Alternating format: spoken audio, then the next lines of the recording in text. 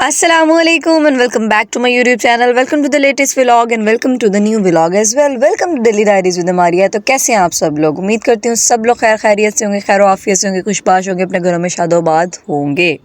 हाँ जी, तो भाई सूरत हाल आजकल कुछ ऐसी है कि व्लॉग बनाने को तो दिल करता नहीं है, लेकिन व्लॉग बनाने को दिल बेशक करे ना करे, लेकिन घर के कामकाज तो ऐसे सीन है, ऐसे काम है जो ना दिल करने के बावजूद भी आपको करने ही पड़ते हैं। तो आज था भी इतवार का दिन, सारा दिन आज मेरा लिटरली रेस्टिंग डे था। पूरा दिन मैंने वेलियाँ मारी हैं, वेलियाँ मारने के बाद थोड़े बहुत घर के काम किए हैं, अपने कर्टन्स नए लगाए हैं, कर्टन्स चेंज किए हैं, एक दो छोटे मोटे काम किए, उसके बाद अयान के साथ फुल ऑन मस्तियाँ की हैं मैंने।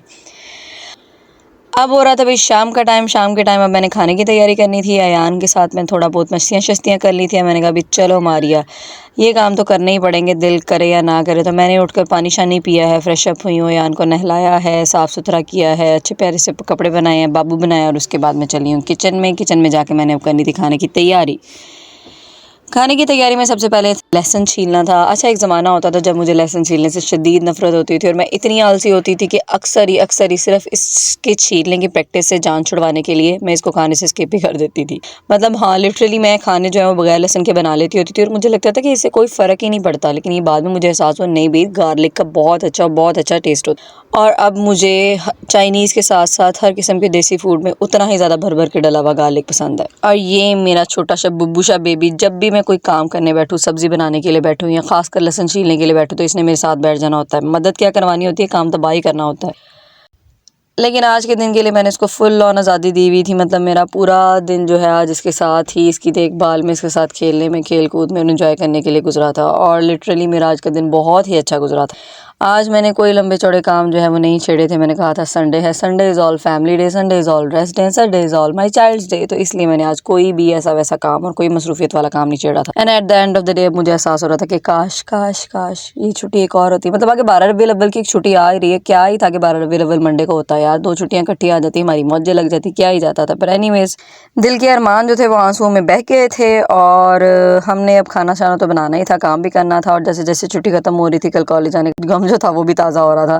खैर, मैंने अपना लहसुन शसन छीलने का काम जो है वो तमाम कर लिया था। करने के बाद दिस वॉज द टाइम कि अब मैं इसको इकट्ठा करके ले 2 मिनट के लिए मैं किचन में गई और वही बात हुई है, इसने पकड़ी है टोकरी पकड़ के सारी की सारी बेड के ऊपर उल्टा दी है। पहले उसने पूरे बेड के ऊपर चुने और अब मुझे एक एक करके उसको इकट्ठा करके अंदर लेकर जाना पड़ेगा। खैर, अभी मैं इसको अंदर लेकर जा ही रही थी कि बाहर बेल हुई और मुझे पता लग गया कि इसके अब्बा जान जो है वो गेट पर आ गए थे। तो सबसे पहले मैंने किचन के अंदर लहसुन रखा है, उसके बाद अब मैंने गेट की तरफ रुख करना था। हमाद कहीं बाहर गए हुए थे तो वापसी का सफ़र उनका हो गया था।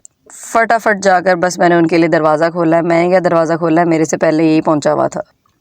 शाम तकरीबन असर के बाद का टाइम हो रहा था, मगरिब में अभी कोई आधा पौना घंटा बाकी था। और आजकल हमारे जो नए नेबर्स हैं वो बाहर सरे शाम ही जो है वो चारपाई वगैरह फैलाकर बैठ जाते हैं। मतलब फुल ऑन देसी माहौल। ऐसा करने के मामले में मैंने सोचा काफ़ी दफ़ा है, लेकिन इसके ऊपर अमल पैरा मैं कभी नहीं हो सकी।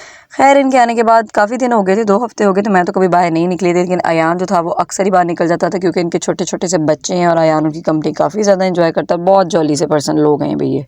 आज फिर मैंने भी सोचा कि नहीं भी चलते हैं बाहर, जाके थोड़ी सलाम दुआ करके आते हैं। इसी बहाने अयान जो है वो थोड़ा खेल कूद कर लेगा। और लिटरली अयान इन बच्चों के साथ बहुत ज़्यादा एंजॉय कर रहा था। मैं इसको भी नहलाकर बाहर लेकर आई थी। खेल कूद के साथ साथ उसने अपना हुलिया जो है वो जंगलियों वाला बना लिया था, मतलब फुल ऑन मट्टी से लत पत भरा हुआ। लेकिन मैंने इसको फिर मना नहीं किया। मैंने कहा चलो कोई बात नहीं, बच्चों की खेलने की उम्र है, खेले कूदे।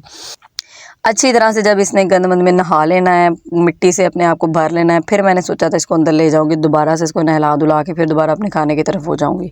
इतनी देर में हमाद जो है वो अंदर से नहा धो के वापस आ गए थे। इन्होंने अब थोड़ी देर के लिए मार्केट तक जाना था और ये उनसे पहले मोटरसाइकिल के ऊपर सवार होकर बैठा हुआ था कि कहीं मुझे छोड़ कर ना चले जाएं। खैर, इनको मैंने यहीं पे गुड बाय बोला है। अब मैं अंदर आ गई थी। जब ये वापस आया तो सबसे पहले तो मैंने इसको काबू किया, काबू करके इसको नहलाया है क्योंकि मट्टी से अटा पड़ा था। यहाँ पे इसने मुझे सही जीना हराम किया हुआ था, इससे सीधा खड़ा भी नहीं हो पा रहा था। लेकिन खैर, मैंने इसको 2 लगाई हैं, खड़ा किया है, इसकी शर्ट उतारी है, कपड़े उतारे, उसके बाद इसको नाइयाँ करवा। इसको नहलाने के बाद अगला मेरा रुख जो था वो सीधा किचन में था। किचन में जाने के बाद आज मैंने सोचा था क्या ही पकाएं। मतलब दुनिया का सबसे बड़ा गम आज क्या पकाएं हम। और वाकई हर घर में ये मसला होता है। और आजकल मौसम कुछ ऐसा चल रहा है तो कुछ भी खाने को दिल नहीं करता। तो मैंने बस थोड़ा सा चिकन मंगवा लिया था, 2 लोग थे। मैंने कहा था बस थोड़ी बहुत क्रीम डाल के चिकन कढ़ाई से बना लेंगे, दैट्स इट, क्योंकि और तो कुछ भी खाने का मूड नहीं हो रहा था। एक ज़माने में मुझे गोश्त धोना भी एक बहुत ही हेक्टिक और मुश्किल किस्म का काम लगता था। खैर, ये काम जो था काफ़ी हद तक मेरा आसान हो गया था क्योंकि मेरी बड़ी बहन जो थी काम कर देती थी। लेकिन शादी के बाद ये काम एक्सक्लूसिवली मुझे खुद ही करना पड़ता है और अब इसकी इतनी प्रैक्टिस हो गई कि अब ये काम मुश्किल लगता भी नहीं है मुझे। मतलब लड़कियों के बहुत से काम ऐसे होते हैं कि शादी से पहले आपको मुश्किल तरीन लग रहे होते हैं, लेकिन शादी के बाद आप लोग के लिए वही काम करना बहुत ज़्यादा आसान हो जाता है।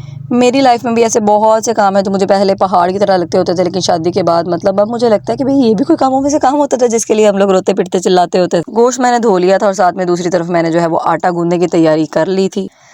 हाँ जी भई, तो बात करते हैं कामों की हिस्ट्री की। तो सबसे पहले अपने शौक से जो मैंने अपनी लाइफ में काम सीखे थे उसमें से एक आटा गूंदना था, दूसरा चाय बनाना था। और ये दोनों काम मैंने इतनी महारत से और इतनी खूबसूरती से सीखे थे कि उसकी मुझे भरपूर दोबारा सज़ा भी मिली। ऐसा होता है ना, जो काम अपनी खुशी से आप सीख लेते हैं और उसको दोबारा आपको जिता जिता के आपकी झूठी तारीफ़ें करके आपसे रज के करवाया जाता है। मारिया तो चाय बहुत अच्छी बनाती है, चाय मारिया तो आटा ही बड़े अच्छा गूंदती है, ऐसी मुलायम रुमाली रोटियाँ बनती है। मारिया आज आटा गूंद लो जी। मैंने कहा भी मैंने गलती कर ली, अब दोबारा उसके बाद अपने शौक से मैंने काम कोई नहीं सीखा। खैर सर पे पड़ी है तो फिर सारे काम खुद ब खुद ही। कैसी नाजुक सी हम भी लड़कियां होती है ना करते हुए भी हम लोगों ने सारे काम सीख ही लेने होते हैं। एनीवेज, खाना बनाने के एंड टाइम पे मुझे याद आया कि प्याज खत्म हो गया। हमाद को मैंने प्याज लेने के लिए भेजा था और मैंने सोचा कि मैं गली का राउंड ले लूँ। रात इतनी कोई खूबसूरत लग रही थी, पूरा चांद, और ये हमारे टाउन की प्यारी सी छोटी सी खूबसूरत सी मस्जिद 12 लेवल की वजह से यहाँ पे चरागा किया गया था, लाइटिंग की गई थी और मस्जिद बहुत प्यारी लग रही थी दूर से ही। और रात का ये मंजर गली के अंदर बहुत ही ज़्यादा खूबसूरत लग रहा था। तो मैंने सोचा भी थोड़ी सी वॉक शॉक ही कर ली जाए, क्योंकि अब मौसम अच्छा खासा चेंज हो गया, रातें काफ़ी ठंडी हो गई हैं।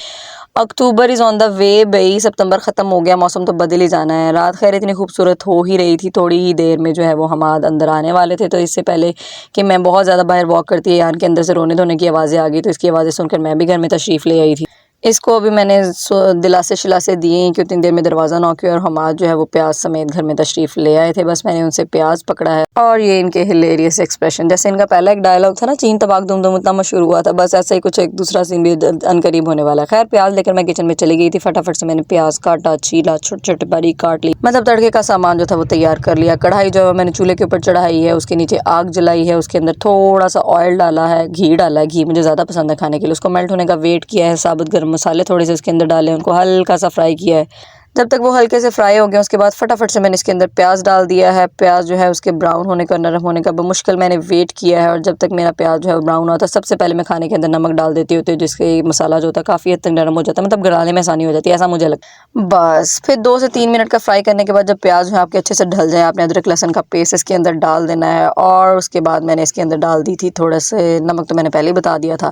खैर मेरी जो मसालों की मेजरमेंट होती है वो कभी भी चम्मच से नहीं होती, डिब्बे से ही होती है। अभी अंदाज़ा हो जाता है, इतने साल हो गए अब खाना बनाते बनाते, अभी भी अंदाज़ा हो तो क्या ही फ़ायदा। एनीवेज, फिलॉसफी बहुत ज़्यादा झाड़ ली थी। अब इस टाइम के मैंने अंदर जाके इसके अंदर हल्दी भी डाल दी थी। हल्दी के बाद मैंने हल्की सी मिर्च डालनी थी। उससे पहले मैंने चिकन इसके अंदर डाल दिया। चिकन को अच्छे तरीके से मैंने फ्राई कर लिया था। मतलब मेरी कढ़ाई की जो रेसिपी होती है बहुत ही ज़्यादा मुख्तसर होती है। चिकन के अंदर नमक डालने के बाद मैंने फटाफट से टमाटर डाल दिए, उसको हल्का सा भूना और उसके बाद उसके अंदर तकरीबन 1 बोल जो है भर के देकर डाल दिया।